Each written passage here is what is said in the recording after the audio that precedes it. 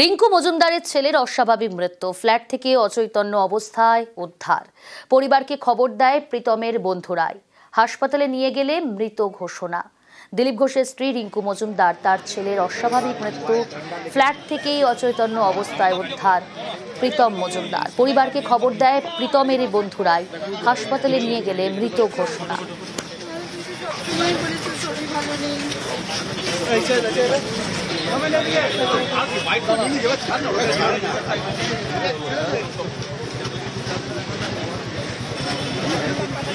আমার সঙ্গে রয়েছে সরাসরি প্রতিনিধি অভিজিৎ।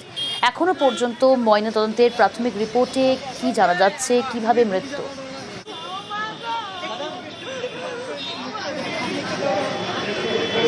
প্রিয়াঙ্কা, আরজিকর মেডিকেল কলেজ হাসপাতালে সৃঞ্জয়ের ময়নাতদন্ত করা হয় এবং পোস্টমর্টেম রিপোর্টে যেটা প্রাথমিক রিপোর্ট যেটা উল্লেখিত হয়েছে সেখানে বলা হয়েছে অ্যাকিউট হেমারেজিক প্যানক্রিয়াটাইটিস। অর্থাৎ বলা যেতে পারে অ্যাকিউট হেমারেজিক প্যানক্রিয়াটাইটিসের মানে হচ্ছে যে অগ্নাশয় বা প্যানক্রিয়াস বা অগ্নাশয়ে অতিরিক্ত রক্তক্ষরণ। এটি হলো প্যানক্রিয়াটাইটিসের এটা অত্যন্ত গুরুতর রূপ, যেখানে অগ্নাশয়ের ভিতরে এবং চারপাশে প্রদাহ, টিস্যুর যে ক্ষতি এবং অতিরিক্ত রক্তক্ষরণ হয়। এবং এক্ষেত্রেও সৃঞ্জয়ের ক্ষেত্রেও সেই একই ঘটনাই ঘটেছে, এমনটাই পোস্টমর্টেম রিপোর্টে যেটা উঠে এসেছে যে যে বিষক্রিয়া কিন্তু সবসময় প্যানক্রিয়াসে হয় না।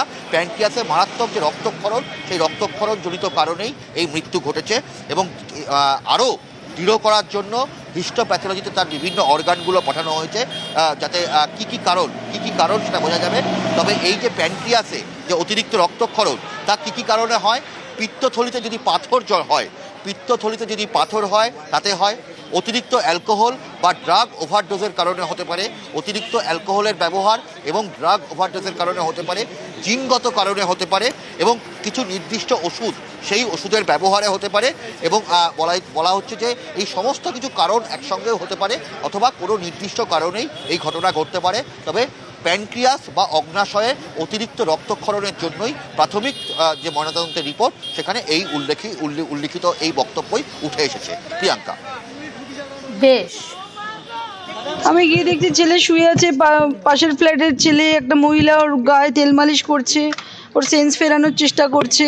রাত্রেবেলা 12টা 12:30 আমাকে লাস্ট কল করেছিল যে সকালে আমি 8টার সময় আমি চলে যাব সায়েন্স সিটিতে, আমি কালকে দুর্গাপুরে যাব।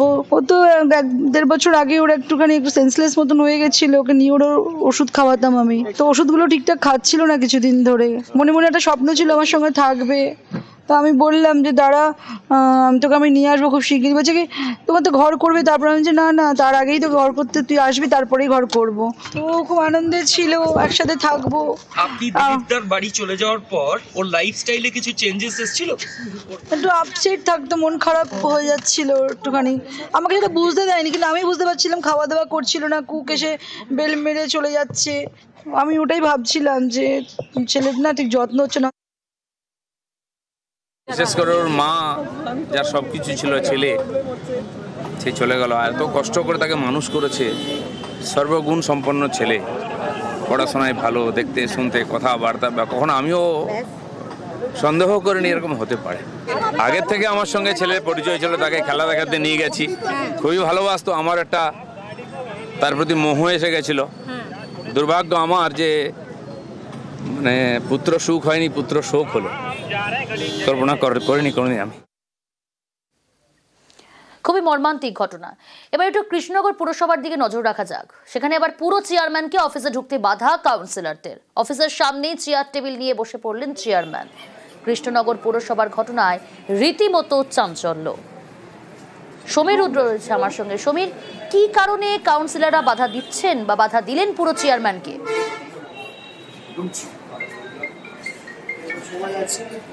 দেখো প্রিয়াঙ্কা, কৃষ্ণনগর পৌরসভার চেয়ারম্যানের সাথে দলীয় কাউন্সিলরদের দ্বন্দ্ব কিন্তু এর আগেও প্রকাশ্যে এসেছে এবং আজকে আবারও এলো।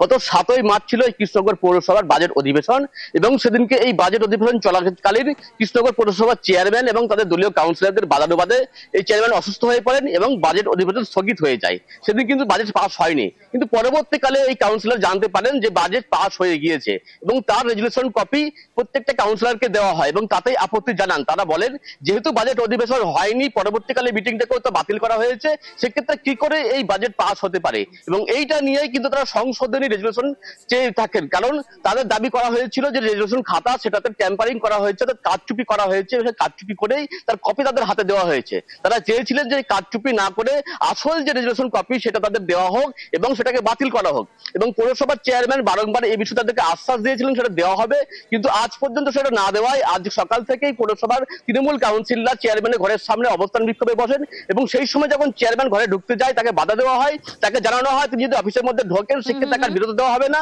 আর যদি না ঢোকেন তাহলে তাকে ওখানে বসে কাজ করতে হবে এবং সেই অনুযায়ী চেয়ারম্যান টেবিল চেয়ার পেতে অফিসের সামনে কিন্তু নাগরিক পরিষেবা দিতে থাকেন। তবে চেয়ারম্যানের যেটা দাবি যে বারবার ওই কাউন্সিলরদের সঙ্গে বসে ব্যাপারটা মিটিয়ে নেওয়ার চেষ্টা করছিলেন, কিন্তু তারা কার্যকর হয়নি। ঊর্ধ্বতন কর্তৃপক্ষের বা ঊর্ধ্বতন নেতৃত্ব দাবি হস্তক্ষেপের দাবি জানিয়েছেন তিনি। প্রিয়াঙ্কা, আপনারা সবাই আমার চেম্বারে আসুন, আমরা আলোচনায় বসে একটা মিটিয়ে নিই।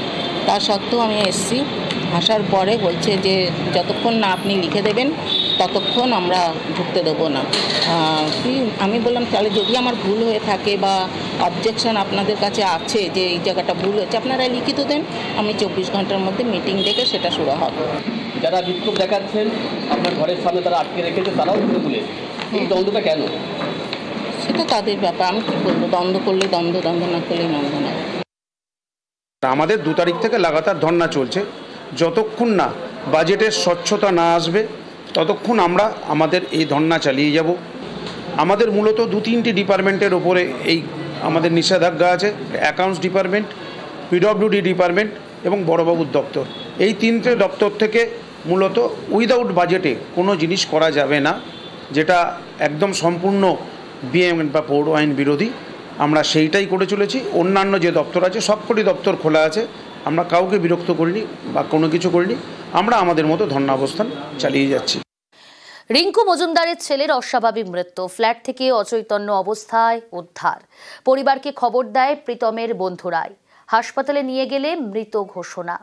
দিলীপ ঘোষের স্ত্রী রিঙ্কু মজুমদার তার ছেলের অস্বাভাবিক মৃত্যু, ফ্ল্যাট থেকেই অচৈতন্য অবস্থায় উদ্ধার প্রীতম মজুমদার। পরিবারকে খবর দেয় প্রীতমের বন্ধুরাই, হাসপাতালে নিয়ে গেলে মৃত ঘোষণা।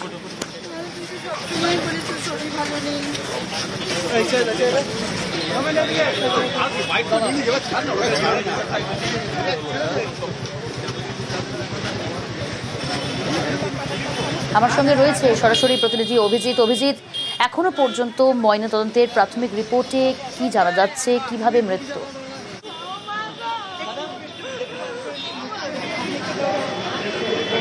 প্রিয়াঙ্কা, আরজিকর মেডিকেল কলেজ হাসপাতালে সৃঞ্জয়ের ময়নাতদন্ত করা হয় এবং পোস্টমর্টেম রিপোর্টে যেটা প্রাথমিক রিপোর্ট যেটা উল্লেখিত হয়েছে সেখানে বলা হয়েছে অ্যাকিউট হেমারেজিক প্যানক্রিয়াটাইটিস, অর্থাৎ বলা যেতে পারে অ্যাকিউট হেমারেজিক প্যানক্রিয়াটাইটিসের মানে হচ্ছে যে অগ্নাশয় বা প্যানক্রিয়াস বা অগ্নাশয়ে অতিরিক্ত রক্তক্ষরণ। এটি হলো প্যানক্রিয়াটাইটিসের এটা অত্যন্ত গুরুতর রূপ, যেখানে অগ্নাশয়ের ভিতরে এবং চারপাশে প্রদাহ, টিস্যুর যে ক্ষতি এবং অতিরিক্ত রক্তক্ষরণ হয় এবং এক্ষেত্রেও সৃঞ্জয়ের ক্ষেত্রেও সেই একই ঘটনাই ঘটেছে, এমনটাই পোস্টমর্টেম রিপোর্টে যেটা উঠে এসেছে যে যে বিষক্রিয়া কিন্তু সবসময় প্যানক্রিয়াসে হয় না, প্যানক্রিয়াসে মারাত্মক যে রক্তক্ষরণ সেই রক্তক্ষরণজনিত কারণেই এই মৃত্যু ঘটেছে এবং আরও দৃঢ় করার জন্য হিস্টোপ্যাথোলজিতে তার বিভিন্ন অর্গানগুলো পাঠানো হয়েছে যাতে কি কি কারণ সেটা বোঝা যাবে। তবে এই যে প্যানক্রিয়াসে যে অতিরিক্ত রক্তক্ষরণ তা কি কি কারণে হয়? পিত্তথলিতে যদি পাথর হয় তাতে হয়, অতিরিক্ত অ্যালকোহল বা ড্রাগ ওভারডোজের কারণে হতে পারে, অতিরিক্ত অ্যালকোহলের ব্যবহার এবং ড্রাগ ওভারডোজের কারণে হতে পারে, জিনগত কারণে হতে পারে এবং কিছু নির্দিষ্ট ওষুধ সেই ওষুধের ব্যবহারে হতে পারে এবং বলা হচ্ছে যে এই সমস্ত কিছু কারণ একসঙ্গেও হতে পারে অথবা কোনো নির্দিষ্ট কারণেই এই ঘটনা ঘটতে পারে। তবে প্যানক্রিয়াস বা অগ্নাশয়ে অতিরিক্ত রক্তক্ষরণের জন্যই প্রাথমিক যে ময়নাতদন্তের রিপোর্ট সেখানে এই উল্লিখিত এই বক্তব্যই উঠে এসেছে। প্রিয়াঙ্কা, বেশ, আমি গিয়ে দেখছি ছেলে শুয়ে আছে, পাশের ফ্ল্যাটের ছেলে একটা মহিলা ওর গায়ে তেল মালিশ করছে, ওর সেন্স ফেরানোর চেষ্টা করছে। রাত্রেবেলা 12টা 12:30 আমাকে লাস্ট কল করেছিল যে সকালে মা আমি 8টার সময় আমি চলে যাব সায়েন্স সিটিতে, আমি কালকে দুর্গাপুরে যাব। ও তো 1-1.5 বছর আগে ওর একটু সেন্সলেস মতন হয়ে গেছিলো, ওকে নিয়ে ওর ওষুধ খাওয়াতাম আমি, তো ওষুধগুলো ঠিকঠাক খাচ্ছিল না কিছুদিন ধরে। মনে মনে একটা স্বপ্ন ছিল আমার সঙ্গে থাকবে, তো আমি বললাম যে দাঁড়া তোকে আমি নিয়ে আসবো খুব শিগগিরই। বলছে কি তোমার তো ঘর করবে, তারপর আমি যে না তার আগেই তো ঘর করতে তুই আসবি, তারপরেই ঘর করব। ও খুব আনন্দে ছিল, একসাথে থাকবো। আপনি দিলীপদার বাড়ি চলে যাওয়ার পর ওর লাইফস্টাইলে কিছু চেঞ্জেস এসেছিল? একটু আপসেট থাকতো, মন খারাপ হয়ে যাচ্ছিল একটুখানি, আমাকে সেটা বুঝতে দেয়নি, কিন্তু আমি বুঝতে পারছিলাম। খাওয়া দাওয়া করছিল না, কুক এসে বেল মেরে চলে যাচ্ছে, আমি ওটাই ভাবছিলাম যে ছেলের না ঠিক যত্ন হচ্ছে না। বিশেষ করে ওর মা, যার সব কিছু ছিল ছেলে, সে চলে গেল। এত কষ্ট করে তাকে মানুষ করেছে, সর্বগুণ সম্পন্ন ছেলে, পড়াশোনায় ভালো, দেখতে শুনতে কথাবার্তা, কখনো আমিও সন্দেহ করিনি এরকম হতে পারে। আগের থেকে আমার সঙ্গে ছেলের পরিচয় ছিল, তাকে খেলা দেখাতে নিয়ে গেছি, খুবই ভালোবাসতো। আমার একটা তার প্রতি মোহ এসে গেছিল। দুর্ভাগ্য আমার যে মানে পুত্র সুখ হয়নি, পুত্র শোক হলো। কল্পনা করিনি কোনোদিন আমি। খুবই মর্মান্তিক ঘটনা। এবার একটু কৃষ্ণনগর পুরসভার দিকে নজর রাখা যাক। সেখানে আবার পুরো চেয়ারম্যানকে অফিসে ঢুকতে বাধা কাউন্সিলরদের। অফিসের সামনেই চেয়ার টেবিল নিয়ে বসে পড়লেন চেয়ারম্যান। কৃষ্ণনগর পুরসভার ঘটনায় রীতিমতো চাঞ্চল্য। সমীর রুদ্র রয়েছে আমার সঙ্গে। সমীর, কি কারণে কাউন্সিলররা বাধা দিচ্ছেন বা বাধা দিলেন পুরো চেয়ারম্যানকে?